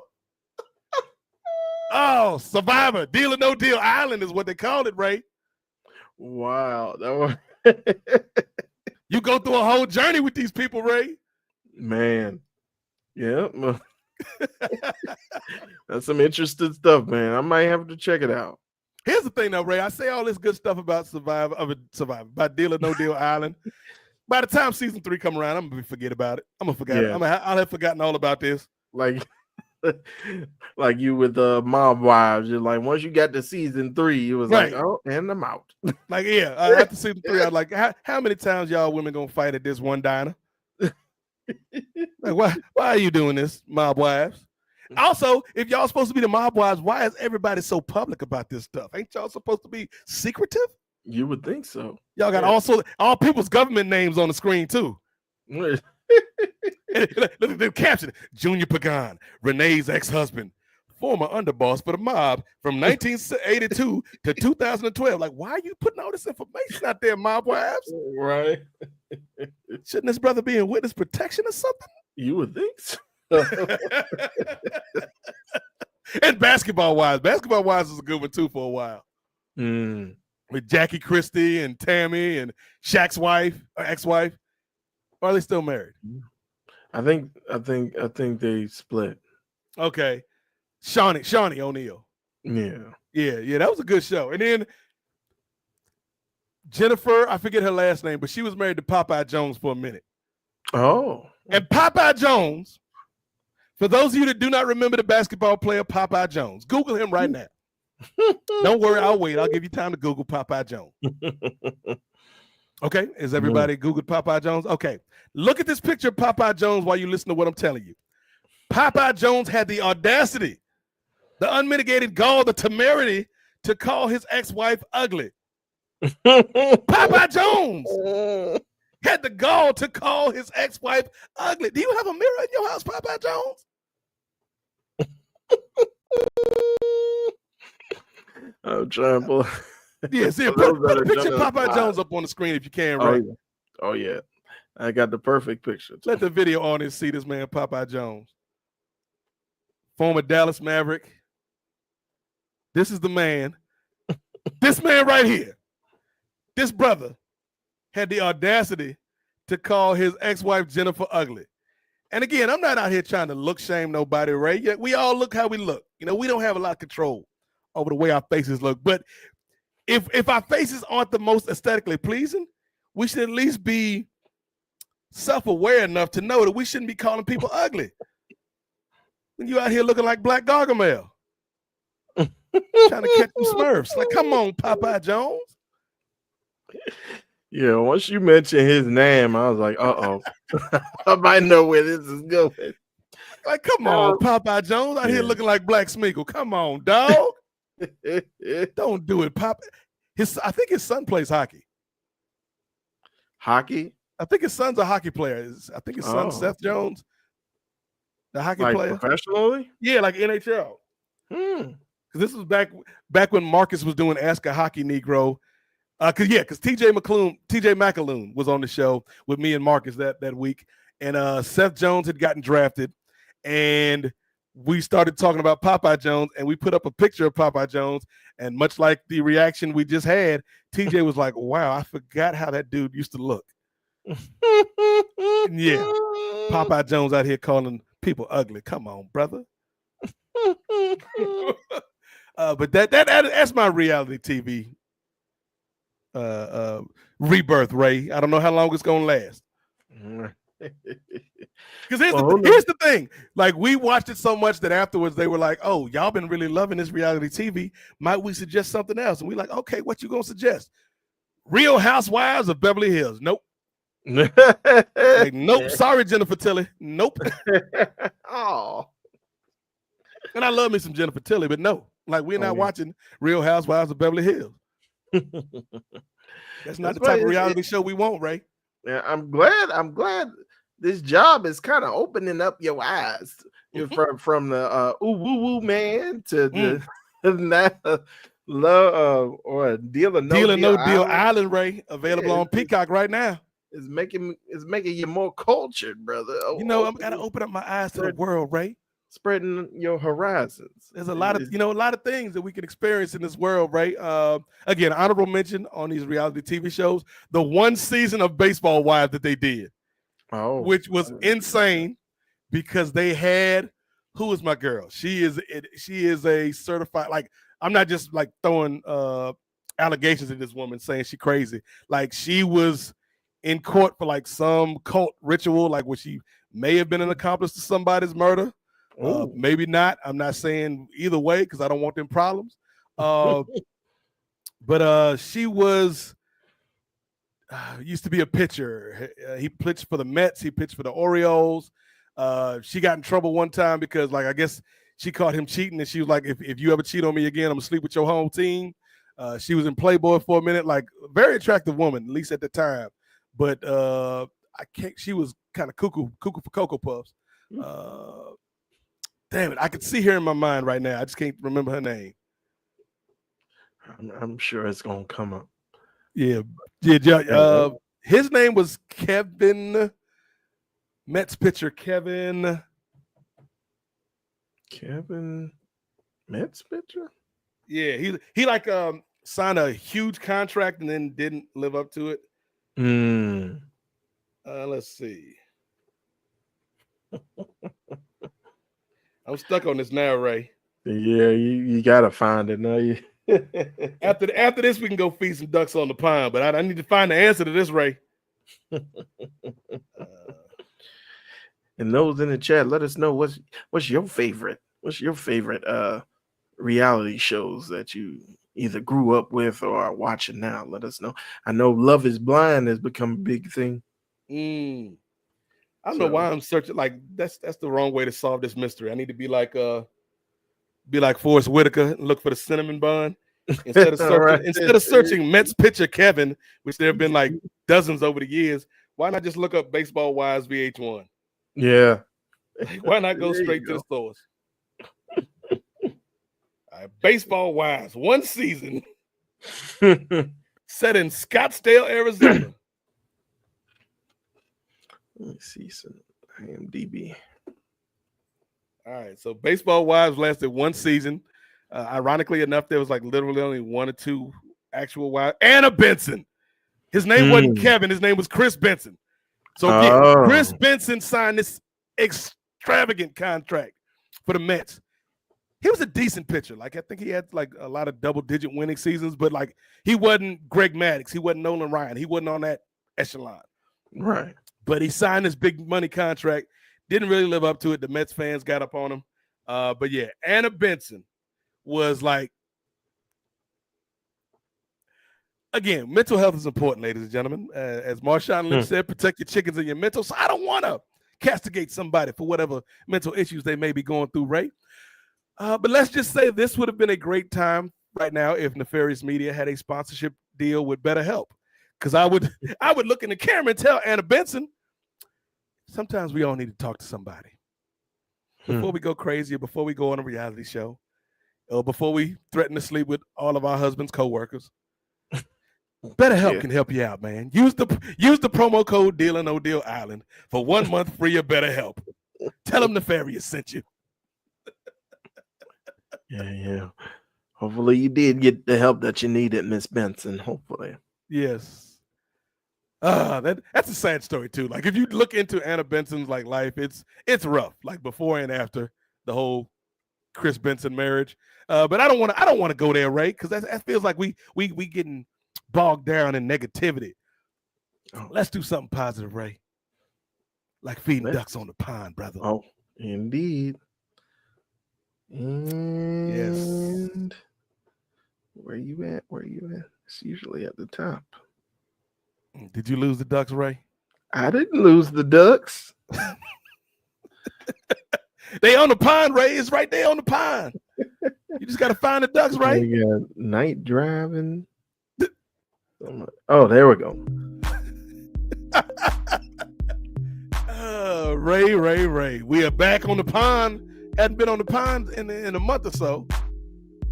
You know, this is episode 3 of the Parley. As we close out every episode, we like to go to the pond and feed the ducks, man. It's a metaphor for life. Sometimes you got to take a pause for the cause, Ray, and feed some ducks in your life. And this is the part of the show where we bring questions to the table, and we each have to answer the questions. Ray, have you prepared a question for the group, which is just you and me? Well, I'm still kind of twirl around like ideas in my head, but I haven't landed on a specific question. So I don't know if you have or. Well, okay, I'm gonna let you slide, Ray. I'm gonna ask my question, and by the time we finish with this question, I'm gonna need you to have your question. That way, everything can be all questionable. Gotcha. So I'm gonna ask you a question, Ray Williams. It's a question I posed to Vanessa Shark, Britney Monae, and Clement Bryant, my lituation room people. You know, there's a meme on social media like what feels racist but isn't. Like something that isn't explicitly racist that feels racist. I've been drinking a lot of wine lately, Ray. You know, trying to cut back on beer. Like I think I've had one beer in the not one beer, but like the what you call it? the pint. Like I've had a pint of beer in the last month. Other than that, has been drinking wine or not drinking at all. And so, wine, the wine drunkenness, that's how I can't even talk when I be on that wine, Ray. It's a different vibe than the beer drink, I feel. And so I was thinking the other night, I'm just sipping my wine, just like, this wine is called White Zinfandel. That feel kind of racist, even though I know it's not, Ray. I know it's just the name of the wine, brother. But it feels like White Zinfandel feels like a racist anti-hero from the 90s. Like she probably some like blonde Russian asset. Like they're gonna send White Zinfandel out on this mission. So my question to you, Ray, is what is an alcoholic drink or any drink that feels racist, even though you know it's not racist? It's just a drink, Ray. Oh, that is a good question. Well, I don't drink alcohol at all, but I've always heard from Big Lebowski, he used to always get a White Russian.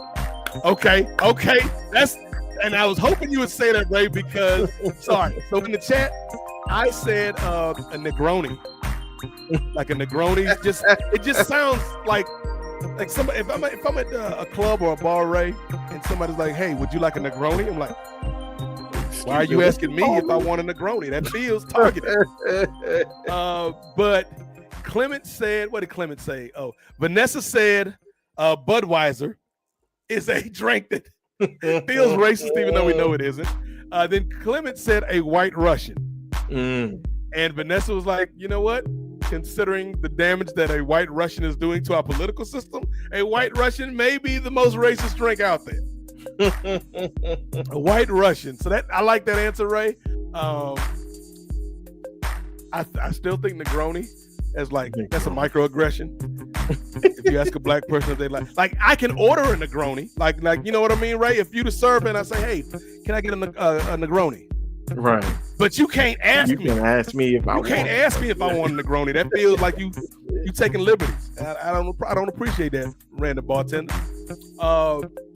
But another drink that I think sounds racist, but it's not really racist, like apart from White Russian or White Zinfandel, really anything with white in the title of your drink. Like an Irish coffee. Like Irish coffee sounds kind of racist. like you know what you're doing, whoever named it the Irish coffee. You're trying to say our Irish brothers and sisters be drinking all the time. That's what you're trying to do. You're trying to separate us through this drink. So yeah, so that's my answer. Negroni, Irish coffee, White Zinfandel. Gotcha. The most racist drinks around. Racism never tasted so good, Ray. All right, you had time to think, Ray. What is your question for the group, which again is just us today? All right. Well, I was gonna go the easy route since we usually start with this question. I was gonna go the easy route and be like, what has made you joyful? What has brought you joy? I could go that route, but I don't want to be lazy. So I actually did think of something. So we were kind of, I mentioned before Andre Meadows, aka Black Nerd Comedy, who had the short with the chair. And he sped his up with the chair. So I'm glad he did that. But and Marvel's actually done like I think a minute and 30-second condensed version, which is actually very helpful now. Oh, okay. I might have to check that one out. But when he was saying how he was looking for his name in one of the chairs, so that kind of brought this question to mind. Like, what's one dream job that you have that it doesn't matter what amount of money they would pay you would do anything to be a part of it? What's like one dream job that you would have?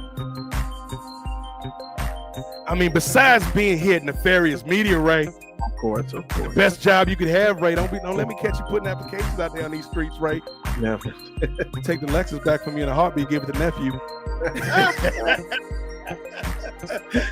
I think a dream job. I mean, I have an issue with your premise anyway. Like when you're talking about no amount of money, because like that's always in consideration, Ray Williams.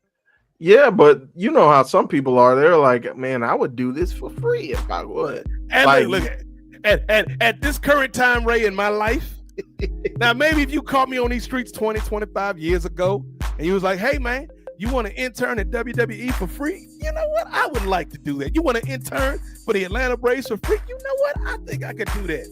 Now, I got to have at least some type of compensation. Yeah, Triple H. I don't blame you. ain't doing nothing. I don't even do these podcasts for free, Ray. And I ain't even got to leave the house for that. Patreon.com/Nefarious Media Network. But if you're talking about just dream job, I think other than like this becoming like something where we could sustain an economy around, and like people like Britney Monae. Like Britney Monae isn't joining us tonight just because work beat the brakes off of the day. Like I would love to be able to stroke a check and have a salary for Britney or for Steve or whoever. And if they didn't want to work their day job, they could work Nefarious full time. Like that would be the ultimate dream job. But outside of that, I would actually say I would like to do color commentary or play-by-play for Impact Wrestling, Ray Williams. Oh, of course. No. Actually, you know what? Your time is up, Impact Wrestling. Wow, Women Wrestling, your time is now. David McClain, I know you watching. I know you got people out here on these streets checking out what people saying about you on the podcast. I know you got a good color commentator with you right now, David McClain. I know you got our girl Sibley backstage doing the interview. She real good with it. You know, I feel like, though, you could have like a man on the street. Like, you know, like you got Michael Cole, you got Corey Graves, you got, you know, who's my other guy? Pat McAfee, boo. You got, you know, all those cats doing like the commentary at the desk. You got Wade Barrett, who I really like. But then you got like people backstage, Byron Saxton, whatever. And then occasionally you got like somebody in the studio that got a little update or whatever. Like Sean Mooney used to do back in the day before he went crazy, became like this right-wing wacky man. Oh, Lord. I would like to do that. Like you got like an event center, like the WOW event center. Like David McClain be like, all right, fans, that was an exciting match. Let's go to Nate Milton at the WOW Event Center. And I'd be like, thanks, David McClain. Let's talk about what's going on with the mother truckers and Animal Instinct. Just being the hype man for WOW, that's what I want to do, Ray Williams. Oh, okay. What about you, brother? You asked it, man. What do you want to do, Ray, besides working Nefarious Media? Well, like you mentioned, I think I've been dreaming of doing something like this as far as like just talking sports or just talking randomly, like just having debates with folks. I've been dreaming of doing stuff like that since I was in high school. Matter of fact, we used to do it like if I could just bring all the guys that I was on the school bus with in my senior year, man, that was a TV show amongst itself. That was like the we were the junior interns for Around the Horn before it was even a thing. But yeah, so I do consider this like a dream job. But if they had to pull me away from this, I was heading in the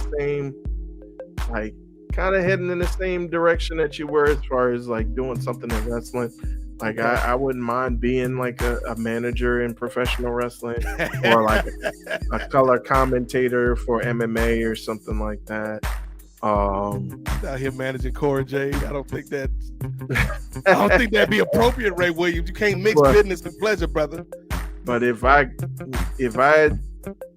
could snap my fingers and then just be in that position, I would really love to be like a top 5 like UFC like fighter, okay. and then like on a championship level. and just see how that feels. And just turn MAGA all of a sudden because that's what Nah, they do. never that. Never that. Just Ray in the middle of the ring, just doing the Trump dance. They couldn't pay me enough money for that. That's the question, Rick. I said something about this on IG the other day. Like, there was probably a time in my life where you could have paid me enough money to be like Jason Whitlock or Sage Steele, right? Or the Barstool guys or Joe Rogan. There was a time in my life earlier on, maybe like fresh out of high school, fresh out of college. You could have paid me to be like the black conservative guy on some of this media stuff. Right. I would have did a job at it too, Ray. That's the scary thing about it. I'd have been like just being able to communicate their stupid points, but in a way that seems articulate. Right. Like I could have did it, Ray, but then and it'd just been me and Laura Ingraham, and Laura Ingraham would have been like, "You speak so well." Well, thank you so much, Miss Laura. I'm just here that we can bring peace in America, and everybody just needs to follow President Trump and do the right thing. Hey, if you don't have anything to hide, the cops won't have anything to do with you. Oh no! Like there was a time in my life, like a brief 2 or 3 year period, I think, Ray, where times was hard on the boulevard. You could have paid me to be the corporate conservative black guy. And the $1 Million Man popped up. Everyone's got a price.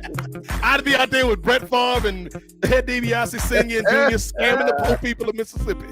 Mm-hmm. but like the crazy thing about people like Sage Steele and them cats, even Stephen A. Smith, who's starting to lean a little bit that way, like y'all grown. Y'all selling out like that. Like I'd understand it if you somebody on the come up. Even though that doesn't make it right, Ray, I can still understand it. Right. You already got money. You already had ESPN money, Sage Steele. Now you out here talking bad about these trans athletes and whatnot. That's crazy. It's like they're doing all that stuff for like 0.01 or 0.1 of the population. It's like you're focusing on that. Meanwhile, people are getting fired from their government jobs and stuff like that. You don't worry about those people. Worry about your baby girl playing on a softball team. Like, come on, man. Just a full outrage. She's so disappointing too, Ray. God, like, come on, Sage Steele. I remember watching you on Comcast Sports back in the day, Sage Steele. This how you repay us. You was talking about cold pizza earlier too. That might have been the thing too. Like that's how they would have trapped me back in the day, Ray. That's how they would have trapped me. They would have got me with a check, and then they would have sent like Sage Steele and Stacey Dash to the crib. And I'd be like Ray, I try to do the right thing, Ray, but I'm only a man. Only a man, Ray. They would have caught me slipping on that one. Been on Fox News the next morning with Hannity and them. Oh my goodness. I got understand Stacey Dash, but man, well, okay, Sage Steele was good. Man, I'm thinking like when Sage Steele was at Comcast, right? Back in the so you talking about like 10, 15, maybe 20 years ago now. Like when Sage first like broke onto the regional scene. Because it was Sage Steele and Carol Maloney. They used to do like the late night sports desk on Comcast. It used to be Home Team Sports back in the day. It was like the channel you cheer for, Home Team Sports. Like, and the messed up part was the home team no more. It was all DC teams and Baltimore teams that weren't very good. The Wizards or the Bullets at the time. The Orioles, who was terrible until recently. The Commanders. So she was from around the way. Or yeah, Sage that's when I first saw Sage Steele, was like on Comcast Sports. Like running the desk. Like it was her and Carol Maloney, and it's like a white dude like Jay something. Wasn't Jay Wright, but like they were really good together. And I was like, okay, Sage Steele. But yeah, they could have got me. They could have caught me slipping, Ray. Since Sage Steele and Stacey Dash with a big check and some red velvet cake and a bottle of Negrito, it would have been on, Ray. Would have been on and popping. And that's how you feed ducks on the pond, ladies and gentlemen. Cut the music, Ray. Where's the music? Ray's like, I where always those ducks have go? trouble finding the music. All right. Oh yeah. That's a little peek into my youth, Ray, my younger days. The psychology of the man you see before you today. Gotcha. But yeah, I think that's gonna do it for tonight, man. Look, Ray, we did it, man. Just you and me held down the parlay for 90 minutes. Yeah, brother. I mean, of course, it's always a pleasure getting to discuss stuff with you, and so it was cool. And again, we didn't stick to like the normal or the usual suspects as far as is concerned with us with sports or pro wrestling and stuff like that. We mixed it up a little bit, so I had fun per usual, and it's always a blast talking with you, brother Nate. You got to mix things up a little bit, Ray. Sometimes when life sends you a deal, like when Stacey Dash and Sage Steele came with the check and the red velvet cake and the bottle of Negroni to the house, you got to look at it and be like, no deal. No deal. Damn, I knocked my glasses off for that joke. Like, I see what you're trying to do, Howie Mandel. You will not, banker. You will not set me up. That's a question I'm gonna keep in the back pocket for later. Like, what would be your slipping moment? Like, what could trap you? Like, that's a good question for later. But we gotta have more people on for that one. Oh, indeed. I want everybody to throw their dirty laundry on the street. Britney Monae probably got a whole backstory about her and Adam Driver or something popping off. She love her some Kylo Ren. But this was another edition of the Parlay presented by the good people at Nefarious Media Network. Ray Williams, before we get out of here, let the people know what you got going on. Let them know about the SBF podcast, which dropped a new episode recently.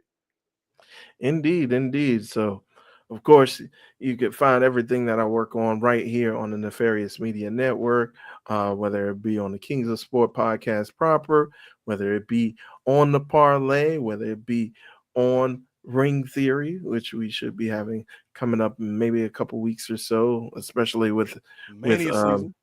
WrestleMania, the road to WrestleMania. We're kind of driving down right now, and we're about to hit that. Ray missed that promo today. Ray, go once we finish. I'm gonna need you to go watch that promo battle from London today with Cena and your boy Cody Devontae Rhodes. They were cooking, Ray. Oh, we'll do. First thing I do once I get off. But you can follow me, and as Brother Nate mentioned, SBF Styles Break Fights podcast. Myself, Chichi Okafor. This past episode, we talked about UFC 313, the fallout from that. Okay. Especially with ESPN Plus not working like it was supposed to. Things falling through with that and how they had to offer the pay-per-view for free. We talked about that. We talked about TKO getting into the boxing business with your boy Turkey from Saudi Arabia. We already know that TKO and Saudi Arabia already have their respective deals as far as with WWE and UFC respectively. Now they're trying to get into the boxing business as well. So all that and some more, even more topics that we discussed. Did you catch the fight over the weekend? For the ladies? Boxing. I have not. It was the rematch. I'm blanking on the names now. Like the first fight was a banger. This one wasn't quite as good, but it was still a solid fight. I know Michaela Meyer was. Yes, Michaela Meyer. It was Michaela Meyer and was it Royal, the other lady? I think so. Yeah, like they had another fight. Michaela Meyer retained the title. Because this is the whole one with the backstory where Royal stole Michaela's trainer or one of her trainers. So that could have been a reality show right there. Oh yeah. It was a good fight. I watched it Saturday night. Yeah, Saturday night on ESPN. Yeah. Combat sports is always like that's a reality show within itself. So always something happening. Like you mentioned, with the UFC, there's always different avenues that people are going in that particular sport, or at least in the UFC, there's one particular avenue that people are trying to go in that sport. So, but yep, you can find all the stuff that we do right here on the Nefarious Media Network. And as far as me personally, I think I'm gonna be like how Big E used to be on the Field of Power podcast with the New Day. I think I'm just gonna be like, hey, don't worry about me, don't follow me, and if you follow me, unfollow me. Don't worry. We're trying to put everything in to Nefarious Media. But if you do want to follow me, I mean, that used to be one of my favorite podcasts. I used to love that podcast. I'm mad. I held out hope that they were going to come back with it, especially with the things going on with Big E's injury. But of course, with the split now, it would be amazing if they brought it back now and stayed in character. like Kofi and like Big E's still a part of the show, but they did the whole time they just talking shit to each other and like still trying to do the show. Just like a little passive aggressive. Like I bet you they could find a way to make that work. Oh, that would be very good. Like when on the video version, like it'll just be Kofi and Xavier sitting over on one side of the table and Big E over here. Just be like, oh well. We had to make time to be available, but Big E, you're always available. Mr. Join us as a manager. Where you been for the last? But they always show it where like it's like two different shots. Like you got this one shot on the screen of Kofi and Xavier, then it goes to the other shot of Big E. But then when they zoom out, they're literally just sitting across the table from each other. It's like, oh, you can have that for free, fellas, if y'all want to bring it back, because that was a great podcast. Please do. Real quick, Ray, before I let the people know what I got, man. What's going on with this SPF extra I be hearing about, brother? Brother, I have been slacking. My apologies, but yeah, I've been on CP time as far as releasing the Sage still caught you slipping. It's Sage still. No, I just been I've had like the recordings available. I need to get the time to put it together. I've just been catching up with the day job, with work for that. But yes, I will set it now. By tomorrow, we'll have the next episode of you gave yourself a tight deadline, Ray Williams. Yes. We will have SBF Extra number 2 coming out. Okay. Like I said, it'd be a retroactive preview of the NCAA a preview and a review wrestling championship. But before that, Ray from the future will come on with a review and then the preview. If you want to stick around for the preview, then by all means. When did y'all record? We recorded we recorded on the same day that I recorded SBF with Chi-Chi. So was that before the tournament started? Yes. Okay, so it's not the tournament's fault. No. It's all me. I was like, did y'all record like right when the tournament was going on, or did you like? So y'all recorded before the tournament started. Mm-hmm. Okay, so this on us. It's on me. I mean, it's on you, but it's we win together, we lose together, Ray Williams. But still, it's still an exclusive for those who are following the Patreon. So featuring Brandon from New Jersey, I believe. Yes, indeed. So, and that's the big reason why I want to make sure that I release it, because he's just dropping knowledge on the sport of amateur wrestling. Brandon from New Jersey, the third most popular host from Eagles Don't Hunt the Flies. Third most popular now, not even just the third. It's a ranking system now. I mean, right now, like according to the IBF international ranking system, like it's Ring Magazine has Martin Bushby first, then Dickie Bird, and then Brandon from New Jersey. I don't make up the rankings. That's what Ring Magazine said, right? Brandon, I did not. This is all other Nate. So I'm guessing, obviously, you talk about the big upset with Gable Stevenson. Did you also talk about, because I caught a little bit of it, just flipping through the channels. It was one, and I think he was a freshman. from North Carolina that ended up winning his weight class. Young black guy. Yes. Yes. I can't remember his name. Did y'all talk about any of the lower weight classes? We pretty much ran through all of the weight classes, but again, I did the review afterwards, and I pretty much just talked a lot about the main match, which was Gable Stevenson versus So you ain't show our brother from North Carolina no love, dog. Yeah, maybe next time. I think it was NC State. I think it was one of those, but yes, I do remember who you're talking about though. Because it was like it was funny because the way that the commentators were talking about him, it was like they were leaning into pro wrestling stereotypical tropes when they talk about black performers. Like, I'm telling you, this kid is really athletic. He's exciting. He's got a different type of flavor about him, but don't be fooled. When he gets on that mat, it's all business. Like, why you got to do that, announcer man? Like he didn't walk up to the mat like with a boom box. Right, rapping and dancing. Like, he walked out there just like everybody else did. Like, this kid's got a lot of flavor about him. He's got some swag. Maybe they're he's black.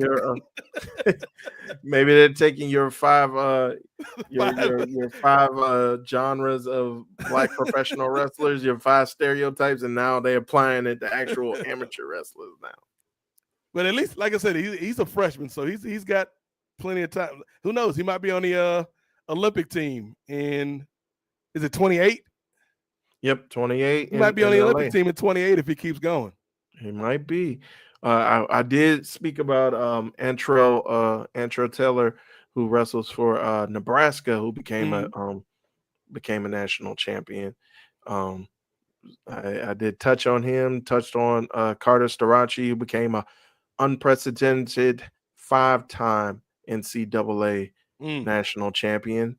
Thank the Lord for the COVID year. I'll say that man had some COVID years, didn't he? Yeah. He had one. I think last year. That's what's crazy. Like, because I was watching the women's NCAA tournament the other day, Ray, and like they talk about my girl HBL, Haley Van Lith.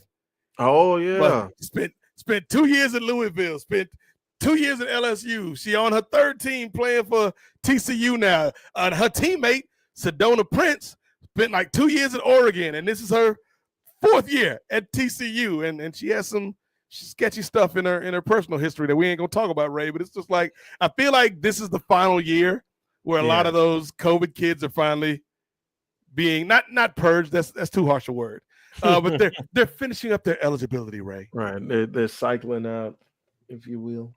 Yeah.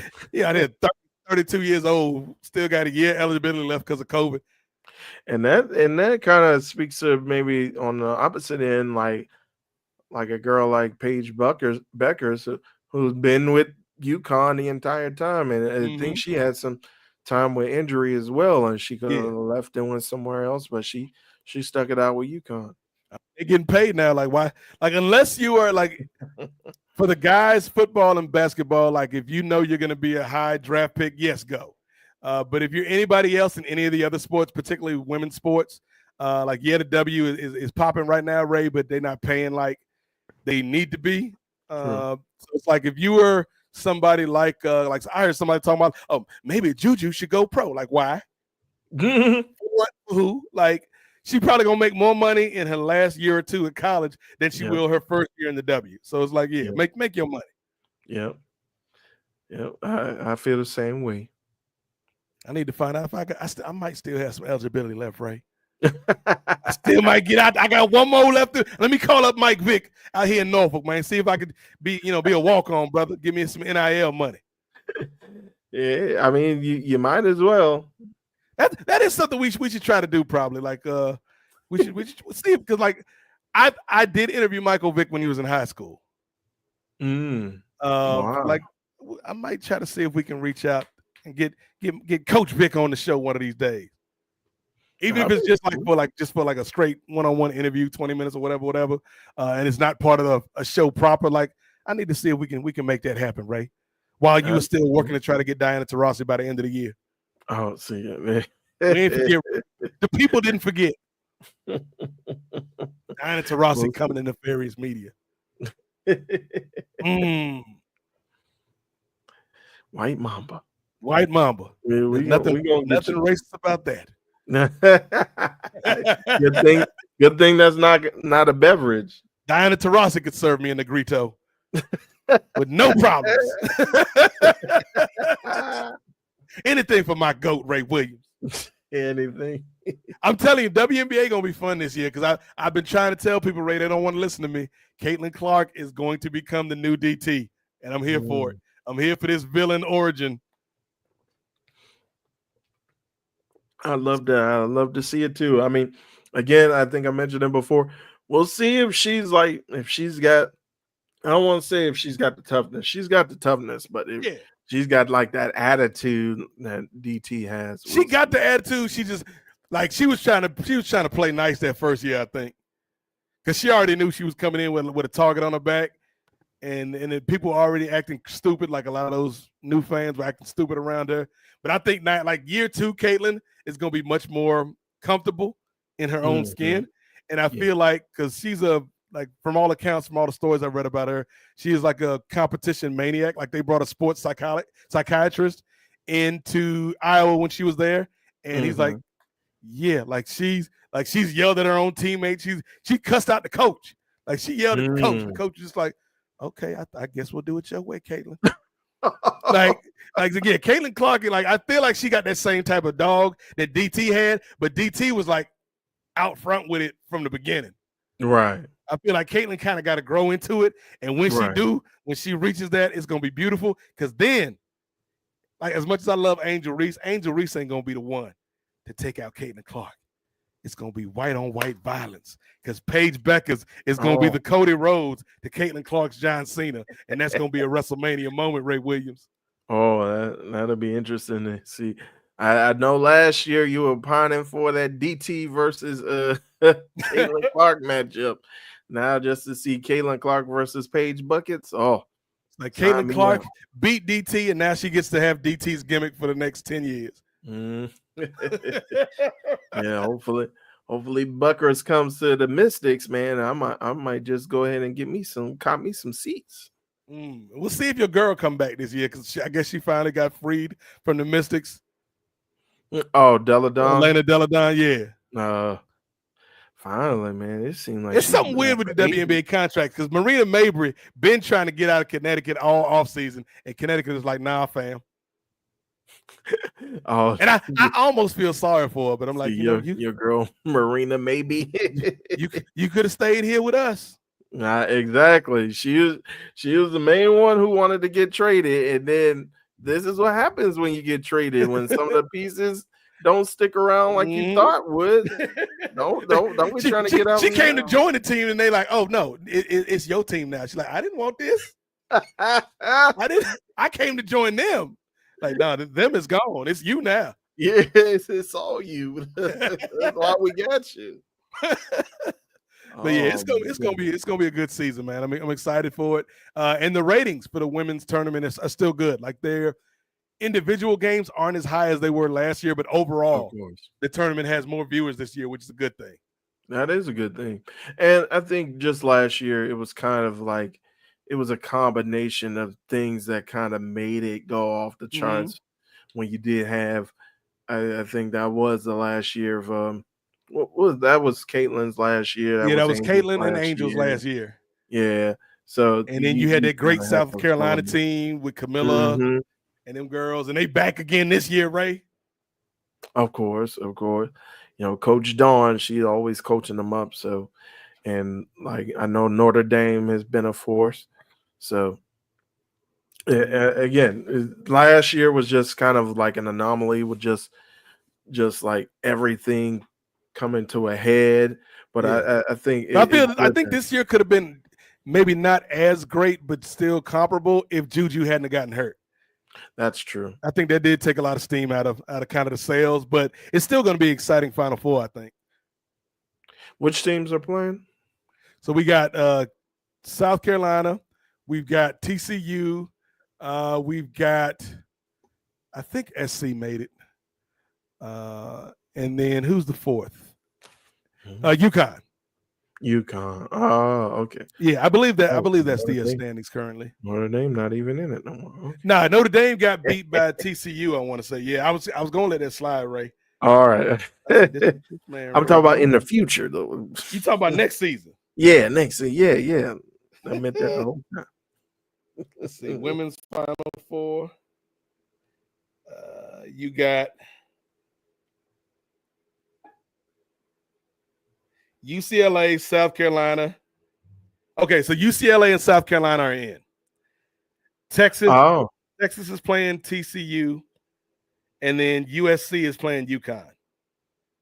Oh. 2 teams in and 2 teams that need to be decided. Tonight? Yeah. So USC, I'm going to say UConn beats USC, and I'm going to say TCU beats Texas. So then we'll have UCLA, South Carolina, TCU, and UConn. Well, I think UConn USC is on now. SC is up 11-5 with 4 minutes remaining in the first quarter. So still early in the game. I'm going to say not USC. I'm going to say UConn, UConn and South Carolina for the chip. Okay.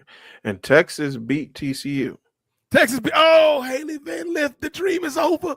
See if you got some eligibility left, girl. 58-47, or stick with the 3-on-3. She was taking over with the 3-on-3 stuff. Haley Van Lith gonna try. She's like, I think I still got like a medical red shirt or something left. It's like them people at the job that still got like COVID PTO and still be trying to use it. Like, come on, man. Come on, brother.